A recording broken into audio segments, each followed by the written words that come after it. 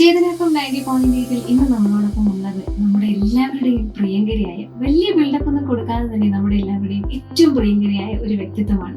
ഒരുപക്ഷെ നമ്മുടെ കേരളത്തിന്റെ ഏറ്റവും സുന്ദരമായ കുട്ടനാട്ടിൽ ജനിച്ച് കായംകുളത്തിന്റെ നമ്മുടെ കായംകുളത്തെ അത്രയേറെ സുന്ദരിയാക്കിയ ഒരു സുന്ദരിയായ MLA ഇന്ന് നമ്മളോടൊപ്പം. നമസ്കാരം മാം. നമസ്കാരം. ഒരുപക്ഷെ നമ്മുടെ എല്ലാ വീട്ടിലും, ഇപ്പൊ ഞാനൊരു കരുനാഗപ്പള്ളിക്കാരിയാണ് എങ്കിലും എനിക്ക് കരുനാഗപ്പള്ളിയിലാണെങ്കിലും ഒരു ചേച്ചിയുടെ അടുപ്പം പോലെ, അല്ലെങ്കിൽ ഒരു നമ്മുടെ വീട്ടിലെ ഒരാളെ പോലെ തോന്നുന്ന അത്രയും അടുപ്പമുള്ള, ഇതുപോലെ ആയിരിക്കും നമ്മുടെ ഓണാട്ടുകരയിലെ ഓരോ വീടുകളിലും ഓരോ വ്യക്തികൾക്കും അനുഭവിക്കുന്ന, അവർക്ക് തോന്നുന്ന ഒരു ഫീലിങ്സ്. ശരിക്കും നമ്മുടെ നാടിന്റെ വികസനത്തിനായിട്ട് ഒരുപാട് കാര്യങ്ങൾ ചെയ്തതാ ഇവിടെ വന്ന് നിൽക്കുമ്പോൾ. എന്താണ് ആദ്യം തന്നെ കായംകുളത്തെ കുറിച്ച് പറയാനുള്ളത്? വളരെ സുന്ദരമായ ഒരു നാടാണ് കായംകുളം. കാരണം ഒരുപാട് പ്രത്യേകതകളുള്ള ഓണാട്ടുകരയുടെ ഒരു ഹൃദയമാണ്. അപ്പോൾ ഞാൻ നേരത്തെ പറഞ്ഞ പോലെ ജന്മം കൊണ്ട് കുട്ടനാട്ടുകാരിയാവുകയും പിന്നീട് ഏറ്റവും വലിയ സമയം കർമ്മമണ്ഡലത്തിൽ കായംകുളത്തേക്ക് വരാനായിട്ടും അവിടുത്തെ ജനങ്ങളാൽ തിരഞ്ഞെടുക്കപ്പെടാനും നിയമസഭയിലെ ഉത്തരവാദിത്തപ്പെട്ട പ്രവർത്തനങ്ങൾ ചെയ്യാനും ഒപ്പം ഈ മണ്ഡലത്തെ അങ്ങേയറ്റം ഹൃദയത്തിൽ കൊണ്ട് നടന്ന് വികസനങ്ങൾ ചെയ്യാനും കഴിഞ്ഞതിന്റെ ഒരു വലിയ സന്തോഷത്തിലാണ് ഇപ്പൊ ഈ നിമിഷം നമ്മളിവിടെ നിൽക്കുന്നത്.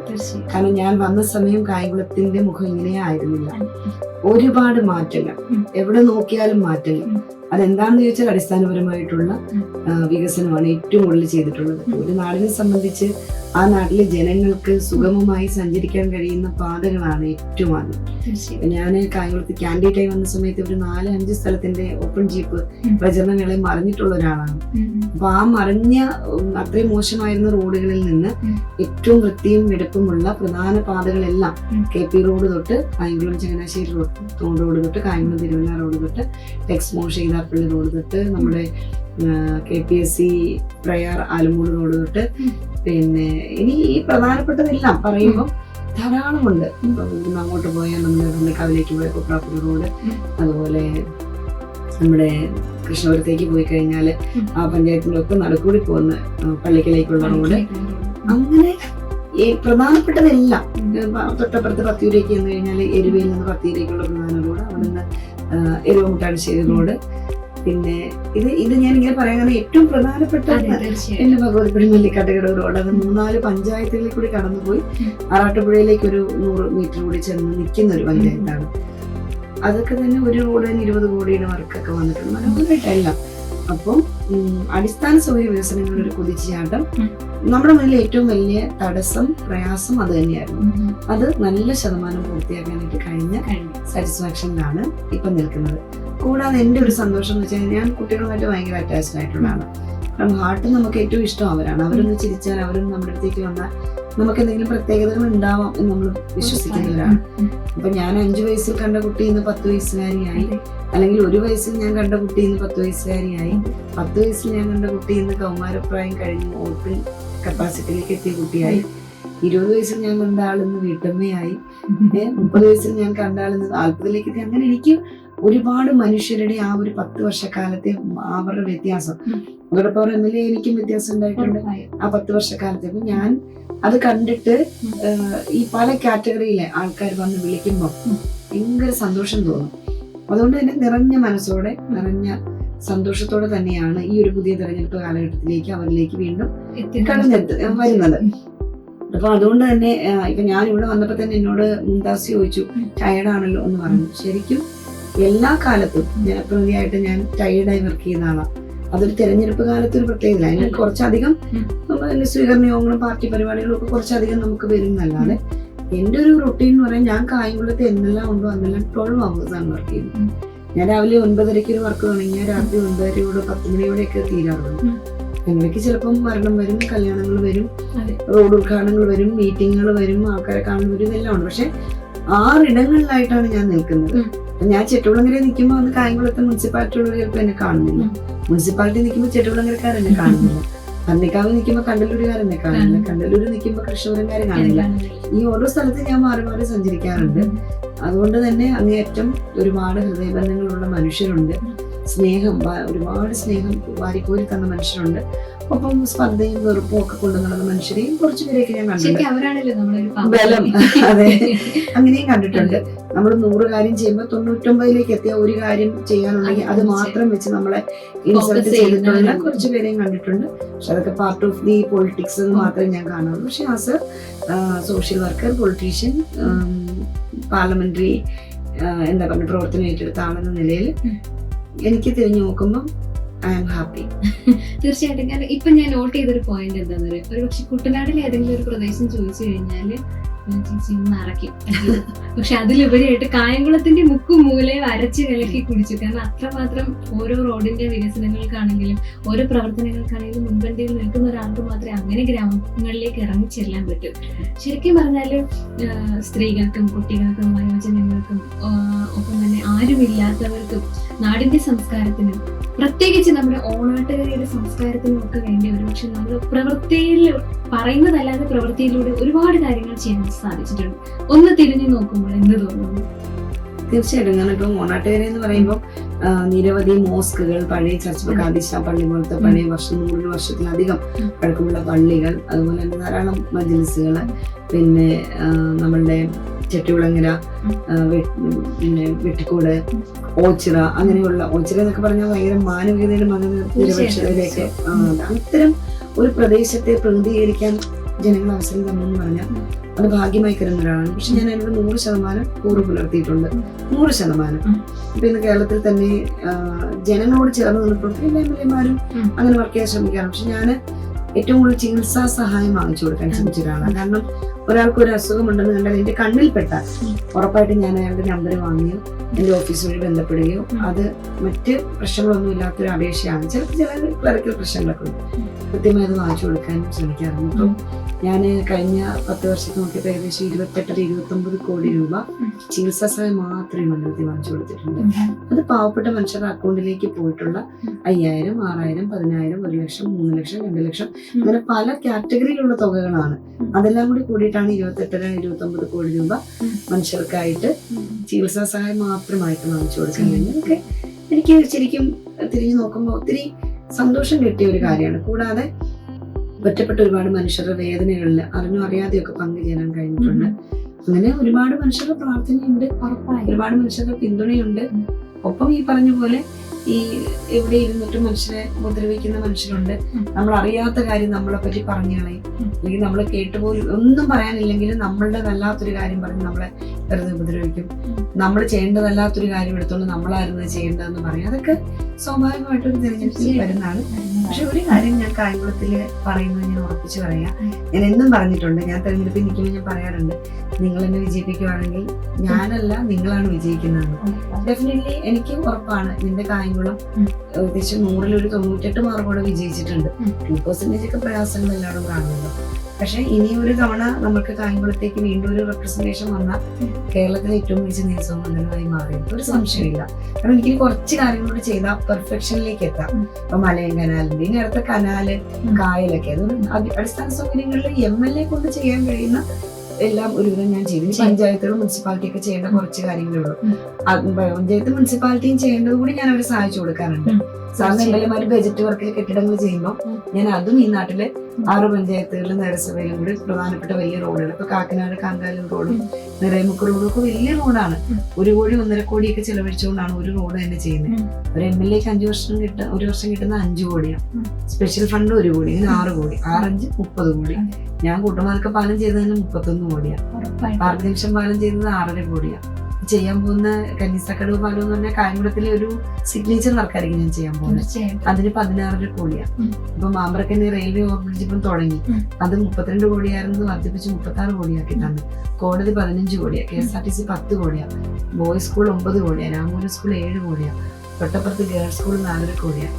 അതിനപ്പുറത്ത് ചെറുതായിട്ടുള്ള ഒരുപാട് സ്കൂളുണ്ട്. ഡെവലപ്മെന്റ് സ്കൂള്, നമ്മുടെ Kayamkulam government LP school, Mavileth school 3 കോടി, കൃഷ്ണപുരം സ്കൂള് 1 കോടി 35 ലക്ഷം, ഭരണിക്കാവ് സ്കൂൾ 1 കോടി 65 ലക്ഷം, പുതിയവിള സ്കൂൾ 1 കോടി, അതുപോലെ ഇപ്പം മാടമ്പി സ്കൂൾ ചെയ്യാൻ പോകുന്ന 1 കോടി, പത്തിയൂര് 5ഓളം സ്കൂളുകൾ പുതിയത് ചെയ്തിട്ടുണ്ട്. 1 കോടിയുണ്ട്, അതിൽ 2 കോടിയുണ്ട്, 50 ലക്ഷം ഉണ്ട്.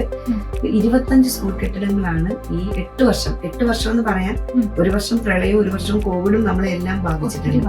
അപ്പൊ ഈ 8 വർഷം നമ്മൾ പ്രവർത്തന പീരീഡോ, ബാക്കി 2 വർഷം നമ്മൾ ബന്ദികളായിരുന്നല്ലോ. നമ്മൾ ഓഫീസ് വർക്കുകളും ബാക്കി ജനങ്ങളുടെ ഇടയിലുള്ള വർക്കുകളുമായിരുന്നു. അപ്പൊ ആ കാലത്ത് ഫണ്ടിനൊക്കെ എല്ലാവർക്കും ഷോർട്ടേജ് ഉണ്ട്. 8 വർഷം കൊണ്ട് 25 സ്കൂൾ കെട്ടിടങ്ങൾ പുതിയത് കായംകുളത്ത് ചെയ്യാൻ കഴിഞ്ഞു എന്നുള്ളത് തീർച്ചയായും അഭിമാനമാണ്. 8 പുതിയ ലൈബ്രറികൾ ഹൈടെക് ആക്കിയത്. അതെ, ഒരുപക്ഷെ ജില്ലയിലെ തന്നെ ഹൈടെക് ആയിട്ട് പ്രവർത്തിക്കുന്ന ഒരു മേഖല തന്നെയായിരിക്കും. അത് ശരിക്കും ഇപ്പൊ നമ്മളെ ഗവൺമെന്റ് 2020 മറ്റോ ആണ് എല്ലാ സ്കൂളും എല്ലാ മണ്ഡലങ്ങളെയും സ്കൂളുകൾ ഹൈടെക് ആക്കി. നമുക്കതിൽ ലക്ഷക്കണക്കിന് രൂപയുടെ ഉപകരണങ്ങൾ നമ്മുടെ മണ്ഡലത്തിലും വന്നിട്ടുണ്ട്. 47 ക്ലാസ് മുറികൾ ഹൈടെക് ആക്കി നമ്മുടെ എല്ലാ സ്കൂളിലെയും ക്ലാസ് മുറികൾ ഹൈടെക് ആക്കിയിട്ടുണ്ട്.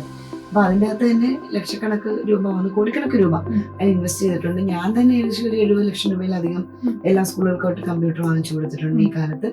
പിന്നെ എല്ലാ ചെറിയ സ്കൂളുകൾ LP സ്കൂളിലെല്ലാം പാർക്കുകൾ ചെയ്തു കൊടുത്തിട്ടുണ്ട്. പിന്നെ വർണ്ണക്കൂടാരം SSK സർവശിക്ഷ കേരള പദ്ധതിയുടെ ഭാഗമായിട്ട് നിലമാര് വഴി ചെയ്യുന്ന അതും നമ്മൾ കുറെ അധികം സ്കൂളുകളിൽ ചെയ്തു കൊടുത്തിട്ടുണ്ട്. ആശുപത്രികൾ എല്ലാ പ്രാഥമിക ആരോഗ്യ കേന്ദ്രങ്ങളെയും കുടുംബാരോഗ്യ കേന്ദ്രങ്ങളാക്കി മാറ്റാൻ കഴിഞ്ഞു. ആദ്യത്തെ ഘട്ടത്തിൽ തന്നെ കഴിഞ്ഞു. സമ്പൂർണ്ണ ഡിജിറ്റൽ സംസ്ഥാനമായി കേരളം മാറിയപ്പം സമ്പൂർണ്ണ ഡിജിറ്റൽ ജില്ലയായി ആലപ്പുഴ മാറിയപ്പോൾ അതിലാദ്യം ഒന്നാമതായ മണ്ഡലം നമ്മുടെ കായംകുളം. ഉറപ്പായിട്ട് അതിനുള്ള ഒരു തെളിവ് തന്നെയാണ്. കാരണം പ്രത്യക്ഷത്തിൽ കാണുന്നില്ലെങ്കിലും മറ്റുള്ള ഇടങ്ങളെ അപേക്ഷിച്ച് കായംകുളത്ത് ഏകദേശം 19 സ്കൂളുകളുണ്ട്. ഇവയെല്ലാം തന്നെ ഡിജിറ്റലി അല്ലെങ്കിൽ ഹൈടെക് ആകുക എന്ന് വെച്ചാൽ അതിന്റെ പിന്നിൽ എടുക്കുന്ന എഫേർട്ട് അത്രയും നല്ലതാണ്. തീർച്ചയായിട്ടും മനസ്സിലാക്കാൻ സാധിക്കും. ശരിക്കും നമ്മൾ ഏത് വർക്കും ഭംഗിയാണ് ഹാർഡ് വർക്ക് ചെയ്യണം. അപ്പൊ ചിലപ്പോ എന്നെ കാണുമ്പോൾ ആൾക്കാർ ഇതൊന്നും ചോദിക്കും, എന്തോ ക്ഷീണമാണല്ലോ, ഇന്ന് MLA തടി വെച്ചില്ലല്ലോ. ഞാൻ പറയും ഞാൻ മെലിഞ്ഞെങ്കിലും നാട് മെലിഞ്ഞില്ല എന്ന് ഞാൻ തമാശക്ക് പറയാറുണ്ട്. അത്രയും ഹാർഡ് വർക്ക് ചെയ്യണം. നമ്മൾ ഓർക്കും, പലരും ഓർക്കുന്ന MLA വർക്ക് എന്നൊക്കെ പറഞ്ഞാൽ വളരെ സിമ്പിൾ ആണ്. MLA രാവിലെ അവിടെ വരുന്നു, MLA ചിരിക്കുന്നു, MLA അതൊന്നുമല്ല. MLA ഈ നാട്ടിലെ ജനങ്ങളോടൊപ്പം വികസനങ്ങളോടൊപ്പം തന്നെയാണ് നിൽക്കുന്നത്. അതുകൊണ്ട് തന്നെ വളരെ മുഷിഞ്ഞ് അങ്ങേറ്റവും ഹാർഡ് വർക്ക് ചെയ്യുന്ന ഒരാളാണ് ഞാൻ. എന്നാൽ ഐ എം ഓൾവേസ് ഹാപ്പി. എനിക്ക് എന്റെ സ്വകാര്യ ജീവിതത്തിലെ വിഷമങ്ങളോ എന്റെ പ്രശ്നങ്ങളോ ഒന്നും ഞാൻ പൊതുസമൂഹത്തിലേക്ക് ഇടാറില്ല. തെറ്റാണെന്ന് വിശ്വസിക്കുന്ന ആളാണ്. കഴിഞ്ഞ തെരഞ്ഞെടുപ്പ് കാലത്ത് എനിക്ക് ഓപ്പോസിറ്റ് ഉണ്ടായിരുന്ന സ്ഥാനാർത്ഥി പറഞ്ഞത് ഞാൻ ഇപ്പോഴും ഓർക്കുന്നു. സ്ഥാനാർത്ഥിയല്ല, അവരുടെ ഒരു ക്യാമ്പയിൻ ഭാഗമായിട്ട് അവർ പറഞ്ഞിരുന്നു, സാധാരണക്കാരാണ്, ഒരുപാട് ദാരിദ്ര്യമുണ്ട് എന്നൊക്കെ പറഞ്ഞ് ക്യാമ്പയിൻ വന്നു. അപ്പൊ ഞാൻ ചിന്തിച്ചു, നമ്മുടെ വിഷമങ്ങളോ നമ്മുടെ സാമ്പത്തിക പരാധീനതയൊന്നുമല്ല തെരഞ്ഞെടുപ്പിൽ. ഒരിക്കലല്ല. എങ്ങനെയാണ് ആ നാടിനെ ഒരാൾ നോക്കിയത് എന്നാണ് നോക്കുന്നത്. കഴിഞ്ഞ 5 വർഷം കഴിഞ്ഞ് MLA ആയിട്ട് തന്നെ മത്സരിച്ച് ആ സമയത്ത് ഇതുപോലെ തന്നെ ഞാൻ MLAയുടെ എല്ലാ വർക്കുകൾക്ക് ശേഷമാണ് ജനങ്ങളിലേക്ക് ഇറങ്ങുന്നത്. ഇപ്പോഴും MLA ആയി വർക്ക് ചെയ്തുകൊണ്ട് തന്നെയാണ് ജനങ്ങളിലേക്ക് ഇറങ്ങുന്നത്. സ്വാഭാവികമായിട്ടും ഒരു വിശ്രമത്തിനൊരു സമയം കിട്ടാതെയാണ്. ഒപ്പം നിയമസഭാ സാമാജിക എന്ന നിലയിൽ ഒരു വിട്ടുവീഴ്ചയില്ലാത്ത പ്രവർത്തനം കാഴ്ചവെക്കാൻ ആഗ്രഹിച്ചിട്ടുള്ള ഒരാളാണ് ഞാൻ. എല്ലാ നിയമനിർമ്മാണ പ്രക്രിയയിലും പങ്കാളിയാകും. നിയമസഭയുടെ കൾച്ചറൽ പ്രോഗ്രാമിന്റെ എല്ലാം ഭാഗമായിരിക്കും. സ്പീക്കർ പറയാണ് ഈ പരിപാടിയിൽ പാട്ട് പാടണം, പാട്ട് പാടാൻ അറിയോ ഇല്ലയോ എന്നൊന്നും നോക്കില്ല. സ്പീക്കർ പറഞ്ഞോ കയറിയിരിക്കും. ശരി, നിയമസഭാ സ്റ്റാഫിന്റെ ഒപ്പം ഒരു ചെറിയ ഡാൻസ് പ്രോഗ്രാമിൽ പങ്കെടുക്കണം, കയറും. അന്താരാഷ്ട്ര പുസ്തകോത്സവത്തിന്റെ ഭാഗമായി പുസ്തകം വാങ്ങാൻ ഏറ്റവും മുന്നിൽ നിൽക്കുന്ന മണ്ഡലമാണ്. സ്പീക്കറുടെയും ഒക്കെ പ്രശംസയും കിട്ടിയിട്ടുണ്ട്.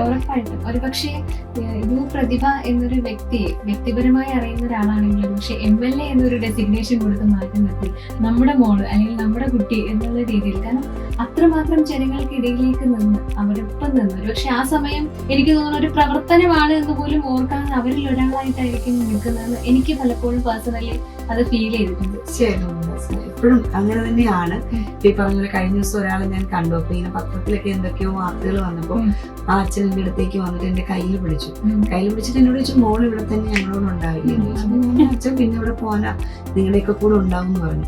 അപ്പൊ ഞാൻ നോക്കിയപ്പോ എന്റെ കയ്യിൽ പിടിച്ചിട്ട് ഇങ്ങനെ മുറുക്കിയിട്ട് കണ്ണിൽ നിന്ന് ഇങ്ങനെ കണ്ണുനീര്, ഞാനൊക്കെ നമുക്ക് കിട്ടുന്ന ഒരു ഓസ്കാർ അവാർഡിന് തുല്യം ഇങ്ങനെ പൊഴിഞ്ഞോണ്ടിരിക്കും. അപ്പൊ ഞാൻ അച്ഛൻ വിഷമിക്കല്ലേ, ഞാൻ എങ്ങും പോകില്ല, നിങ്ങളോട് ഉണ്ടാകും എന്ന് പറഞ്ഞു. അപ്പൊ അത് പിന്നെ ഒരു മകളായിട്ട് അല്ലെങ്കിൽ ഒരു ഞാൻ ശ്രദ്ധിച്ചു. അദ്ദേഹം എന്നെ കാണുന്ന അദ്ദേഹത്തിന്റെ മകളായിട്ടാന്ന് തോന്നുന്നു. പിന്നെ ചിലർക്കെങ്കിലും എനിക്ക് തോന്നുന്നു, ഞാൻ രാത്രിയൊക്കെ ഇങ്ങനെ മണ്ഡലത്തിലൂടെ പോകുമ്പോൾ പലരും അത് സന്തോഷത്തോടെ നോക്കുന്നത് ഞാൻ കാണാം. ദാറ്റ് ഈസ് എന്താ പറയണ്ടത്, there is a protection, MLA അവിടെ ഉണ്ട് എന്നൊരു തോന്നൽ. അതൊക്കെ ഞാൻ ഒത്തിരി അനുഭവിച്ചിട്ടുള്ള ആളാണ്. അതുകൊണ്ട് തന്നെ നെഗറ്റിവിറ്റിയേക്കാൾ കൂടുതൽ പോസിറ്റിവിറ്റി ഇഷ്ടപ്പെടുന്ന ആളായതുകൊണ്ട് നെഗറ്റീവുകളും അതുണ്ട്. എന്നെ പറഞ്ഞില്ലേ, എന്തെങ്കിലും കണ്ടു കഴിഞ്ഞാൽ അതിന്റെ പുറകെ ഇങ്ങനെ നമ്മൾ ഒരു വാക്കുണ്ട്, സത്യം ചെറുപ്പെടുമ്പോൾ നുണ ലോകം ചുറ്റി വരുമെന്ന്. എനിക്ക് എല്ലാവരും പറയാനുള്ളത് നമ്മൾ സത്യത്തിന്റെ ഭാഗമാണ്. പിന്നെ അഴിമതി ഇല്ലാതെ, സ്വജനപക്ഷപാതം ഇല്ലാതെ ഒരാൾക്ക് ജില്ലാ പഞ്ചായത്ത് പ്രസിഡന്റായി ഒരു വലിയ അധികാര കേന്ദ്രമാണ്, MLA ആയും പഞ്ചായത്ത് പ്രസിഡന്റായിട്ടും ഒക്കെ ഒരു കറപ്ഷൻ ഇല്ലാതെ ഇരിക്കാൻ കഴിഞ്ഞാൽ ഈ കാലത്ത് അത് നമുക്ക് നമ്മളെ പറ്റി തന്നെ പ്രൗഡാണ്. ഉറപ്പായിട്ടും, ഉറപ്പായിട്ടും. കാരണം നമ്മള് ഇടനാഴിയിൽ അബദ്ധമായിട്ടുള്ള ഒരു കാര്യങ്ങൾക്കും ചെവി വെച്ചു കൊടുത്തിട്ടില്ല. പിന്നെ ഒരു ബന്ധുക്കൾക്കും ഒരു നിയമനം കൊടുത്തിട്ടില്ല. ഒരാളെയും അങ്ങനെ ഞങ്ങളെല്ലാം ഇടതുപക്ഷത്തിന്റെ ഒരു പോളിസിയാ. നമ്മളോട് എപ്പോഴും ബന്ധുക്കൾ നമ്മൾ ചെറിയ ശത്രുക്കളൊക്കെ മാറാറുണ്ട്. ഒരു പറയുന്ന ചിലവ് നമുക്ക് ചെയ്യാൻ പറ്റും. പക്ഷെ നമുക്ക് അതല്ല നമ്മുടെ ജോലി. We are always responsible to the society. തീർച്ചയായിട്ടും കോറാണത്, ഹാർഡ് കോറാണ്. എന്തായാലും ഈ ഒരു ഉദ്യമത്തിൽ നമ്മുടെ കായംകുളത്തെ എല്ലാ ജനങ്ങളും അവരുടെ വീട്ടിലൊരു സ്വന്തം ഒരു വ്യക്തിയെ പോലെ തന്നെ കാണുന്നത് 100%. ഒരുപക്ഷെ അടുത്തുള്ള കരുനാഗപ്പള്ളിക്കാരി എനിക്ക് പറയാൻ പറ്റുന്നുണ്ടെങ്കിൽ ഉറപ്പായിട്ട് അത് 100%. മുംതാസിന്റെ മോള് എന്നോട് വലിയ ഇഷ്ടമാന്ന് പറയുമ്പോൾ എനിക്ക് ഭയങ്കര അഭിമാനമാണ്. തീർച്ചയായിട്ടും എന്നോട് പറയുമല്ലോ എന്നെ തിരക്കും. തീർച്ചയായിട്ടും. അപ്പൊ അങ്ങനെയുള്ള കൊച്ചു മക്കളുടെ സ്നേഹം ഉണ്ടല്ലോ, അതൊക്കെ എനിക്ക് പ്രഷ്യസ് ആണ്. ഞാൻ പറഞ്ഞല്ലോ, എനിക്ക് ചിലപ്പോൾ ഞാൻ ചില ദിവസം ഭക്ഷണം കഴിക്കാതെ വർക്ക് ചെയ്യും, ചില ദിവസം മറന്നു പോകും. ഞാൻ ചിലപ്പോൾ വരുമ്പോൾ കമ്മലിടാനൊക്കെ മറന്നു പോകുന്നതാണ്. അപ്പൊ ആൾക്കാർ എന്നോട് ചോദിക്കുമ്പോഴാണ് ഞാനത് ഓർക്കുന്നത്. മീൻസ് നമ്മളുടെ ഇപ്പം ഞാൻ KSRTC പണിയാൻ തുടങ്ങുന്ന വെച്ചാൽ അതൊരു പെട്ടെന്ന് ഒരു ദിവസം പൊട്ടി വീണതല്ല. അതിന്റെ പിന്നിൽ എടുത്ത ഒരു എഫേർട്ട് ഉണ്ട്. കായംകുളം കോടതി സമുച്ചയം ഉയർന്നു നിൽക്കുമ്പോൾ അത് ഓരോ സമയത്ത് അത് നിർത്തി വെക്കേണ്ട സമയം വന്നു. അവരോട് ഫൈറ്റ് ചെയ്തു. അത് പൂർത്തീകരിക്കുമ്പോൾ ഒരു അമ്മ ഒരു കുഞ്ഞിന് ജന്മം നൽകുന്നില്ല. ഓരോ വികസനം തീരുമ്പോൾ കൂട്ടുമാതൊക്കെ പാലമാണേലും ഒക്കെ അങ്ങനെ തന്നെയാണ്. അതിലൂടെ ഇന്ന് സഞ്ചാരികളെ ഫസാഡ് ലൈറ്റ്, കേരളത്തിലെ ആദ്യത്തെ ഫസാഡ് ലൈറ്റിംഗ് സംവിധാനം ഒരുങ്ങിയത് കൂട്ടുമാതിരികളാണ്. ഇപ്പൊ മനോഹരമായ പാലമായിട്ടത് വന്നു. ഇപ്പൊ ഒത്തിരി പണിയുന്നുണ്ട്. കൂടാതെ ഞാൻ പല റോഡ് ചെയ്തെങ്കിലും അവിടെ ഒന്നും എന്റെ ഒരു പേര് പോലും വെച്ചിട്ടില്ല. ഞാനെപ്പോഴും എന്റെ സ്റ്റാഫിനെ ഇങ്ങനെ പ്രഷർ കൊടുക്കണേ, വേഗം ചെയ്യണം, വേഗം ചെയ്യണം, വേഗം ചെയ്യണം, വേഗം ചെയ്തിട്ടോണം. പിന്നെ ചിലപ്പോൾ ഞാൻ ഉദ്ഘാടനം ചെയ്യാൻ പോലും ആ ഭാഗത്തേക്ക് പോയെന്ന് വരില്ല. അടുത്ത രാഷ്ട്രീയ അടുത്തൊരു പ്രോജക്റ്റ് എന്നുള്ള ഒരു ഇതായിരുന്നു. അപ്പം ഡെഫിനറ്റ്ലി ഒറ്റ വാക്കിൽ ഹാർഡ് വർക്ക് ചെയ്തു. അതിന്റെ റിസൾട്ട് മണ്ഡലത്തിൽ കിട്ടിയിട്ടുണ്ട്. തീർച്ചയായിട്ടും അതിന്റെ റിസൾട്ട് ജനങ്ങളിൽ നിന്ന് കിട്ടും എന്ന് ഞാൻ പ്രതീക്ഷിക്കുന്നു. കാരണം ഒരു സാധാരണ ജനപ്രതിനിധിയേക്കാൾ ഒരു സ്ത്രീ എന്ന നിലയിൽ ഒരുപക്ഷെ സ്ത്രീകൾക്കിടയിലേക്ക് അവരുടെ മാനസികാവസ്ഥ കൂടി അറിഞ്ഞുകൊണ്ട് പ്രവർത്തിക്കാൻ പറ്റാന്ന് വെച്ചാൽ അതൊരു വലിയ കാര്യം തന്നെയാണ്. Thank you Mumtaz. ഒരിക്കലും ചേതന എന്ന് പറഞ്ഞാലേ ചേതന ഇതുപോലെ തന്നെയാണ്. എൻ്റെ ലൈഫിലെ ഒരു ഉദ്ഘാടനം മുതൽ ഈ ഒരു സംരംഭം ഇവിടെ വന്ന ബിഷപ്പിനോട് ആദ്യം ഇതിനെപ്പറ്റി ഞങ്ങൾ എല്ലാവരും ഒന്നിച്ചെന്ന് പറഞ്ഞ സമയം മുതൽ മുരളി തടക്കര ഇവിടെ ഉണ്ടായിരുന്നപ്പം മുരളിച്ചേട്ടനും ഞാനും കൂടി അന്ന് പങ്കുവച്ചൊരു ആശയത്തിന്റെ പിന്നിൽ ഇങ്ങനൊരു ശരിക്കും അത് സത്യമാണ്, അത് വന്നിട്ടുണ്ട്. ഇപ്പം നമ്മള് വികസനങ്ങളെ പറ്റി പറഞ്ഞ് കൺക്ലൂഡ് ചെയ്തെങ്കിലും എനിക്ക് ഒരു കാര്യം കൂടി അടിവരയിട്ട് പറയാനുണ്ട്. ഞാൻ കായംകുളം വന്ന സമയത്ത് ഈ കായംകുളത്തിന്റെ ഏറ്റവും വലിയ പ്രശ്നം അപകടങ്ങളായിരുന്നു. ഒരു 10-30 പേരെങ്കിലും ഒരു വർഷം ഹൈവേ മരിക്കുമായിരുന്നു. ഞാനന്ന് ഒരു സിൻസിയർ ഒരു ക്യാമ്പയിൻ എടുത്ത് കുട്ടികളുടെ ഇടയിലൊക്കെ ഞാൻ ഇറങ്ങുമായിരുന്നു. മക്കളെ ദയവ് ചെയ്ത് ഓവർ സ്പീഡ് എടുക്കരുത്. ഞാൻ എല്ലായിടത്തും കാണുന്നവരൊക്കെ എന്നെ കണ്ടിട്ട് കുട്ടികൾ വണ്ടി തിരിച്ചു പോയിട്ടുണ്ട്, പ്രതിഭാരി വരുന്നു എന്നൊക്കെ പറഞ്ഞിട്ട് ഞാൻ എൻജോയ് ചെയ്തിട്ടുണ്ട്. കാരണം അവർ അത്രയും ആ സമയത്ത് അതിനോട് പ്രതികരിച്ചു. ഇന്ന് നമുക്ക് 3ലേക്കും 2ലേക്കും ഒക്കെ ഒതുക്കാൻ കഴിഞ്ഞിട്ടുണ്ട്. അപ്പൊ അത് നമ്മുടെ മറ്റ് ക്യാമ്പയിന്റെ പുറമേയുള്ള ചില ഇടപെടലുകളാണ് അത് നമ്മൾ ചെയ്യുന്നത്. പിന്നെ വൃദ്ധജനങ്ങൾക്ക് വേണ്ടിയിട്ട് ഒപ്പം എന്ന് പറഞ്ഞ പരിപാടികൾ അവരെയൊക്കെ എക്സസൈസ് ചെയ്യുന്ന ശ്രമം നടത്തി ഞാൻ നോക്കിയിട്ടൊന്നുമില്ല. അതിന് പുറകെ ഞാനുണ്ടാവും. പരമാവധി ഹൃദയാഘാതമൊക്കെ കുറച്ച് ഒറ്റപ്പെടലിൽ നിന്ന് അവരെ മാറ്റാൻ വേണ്ടിയിട്ടൊരു ഒപ്പം എന്ന പരിപാടി നല്ല രസമായിട്ട് ചെയ്ത് തുടങ്ങിയിട്ടുണ്ട്.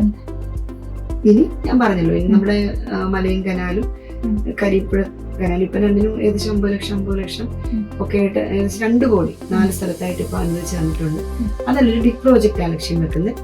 കനാലുകളെ സൗന്ദര്യവൽക്കരിച്ചുകൊണ്ട് സൈഡിൽ ബെഞ്ചൊക്കെ ഇട്ട് അവിടെ ചെറുതായിട്ട് ആൺകുട്ടികളൊക്കെ വന്ന് മീൻ പിടിക്കാൻ കഴിയുന്ന സംവിധാനങ്ങളൊക്കെ ഒരുക്കി കൊടുത്ത് ചിലപ്പോൾ മീൻ അതിനകത്ത് ഇടാൻ കഴിയണം. അതിട്ട് കായലുമായിട്ട് കണക്ട് ചെയ്ത് കനായും കയാക്കിങ് പ്രാക്ടീസ് ഒക്കെ തുടങ്ങി. ഇതുവരെ എനിക്ക് അതിലേക്ക് പോകാനുള്ള ഒരു സമയമില്ല. ഈ റോഡുകളും പാലങ്ങളും സ്കൂൾ കെട്ടിടങ്ങളും ഒക്കെ ചെയ്തതിന് ശേഷം എനിക്ക് അങ്ങോട്ട് ഇറങ്ങാൻ പറ്റും. അത്രയും എന്റെ ഫണ്ട് മൊത്തം ഞാൻ ഇതിനെ ഇൻവെസ്റ്റ് ചെയ്തിരിക്കുന്നു. ഇനി അടുത്ത് ഈ ടൂറിസം ലക്ഷ്യം വെച്ചുള്ളതാണ്. പിന്നെ ഒരു 10-100 പേർക്ക് തൊഴിൽ കൊടുക്കാനുള്ള ഒരു സംരംഭം രാജ്യ മിനിസ്റ്ററുമായിട്ട് സംസാരിച്ചിട്ടുണ്ട്. സ്പിന്നിംഗ് മില്ലിൽ സ്ഥലം കിട്ടുവാണെങ്കിൽ അതും വരുന്ന കാലത്ത് അത്തരം പ്രോജക്റ്റ് ഒക്കെ കാണും. കായംകുളത്തിന് കൂടുതൽ, പക്ഷെ ഇപ്പോൾ തന്നെ കായംകുളം സുന്ദരിയാണ്, പക്ഷെ കായംകുളത്തിന് കൂടുതൽ സുന്ദരിയാക്കാൻ ഈ ഒരു മനോഹരമായ യജ്ഞത്തിൽ തീർച്ചയായിട്ടും ഒപ്പമുണ്ട്. ഒരുപാട് സന്തോഷം. Thank you so much. Thank you. ചേതനയുടെ ഒരു വലിയ ബിഗ് സപ്പോർട്ട് എന്നും എനിക്ക് മാത്രമല്ല ഈ നാട്ടിലെ ഒരുവിധം എല്ലാ നല്ല മനുഷ്യർക്കും ചേതന സപ്പോർട്ട് ചെയ്തിട്ടുണ്ട്. അവർ ചെയ്യുന്ന നല്ല കാര്യങ്ങൾ ജനങ്ങളിൽ എത്തിച്ചിട്ടുണ്ട്. അപ്പം ചേതനയുടെ ശ്രോതാക്കൾ ഇനിയും കൂടട്ടെ. ചേതന നല്ല പാട്ടുകളും നല്ല അറിവുകളും നല്ല സ്നേഹം പങ്കുവെക്കലും ഒക്കെ ആയിട്ട് നമുക്കൊന്നിച്ച് ജൈത്രയാത്ര തുടരാം. തീർച്ചയായിട്ടും.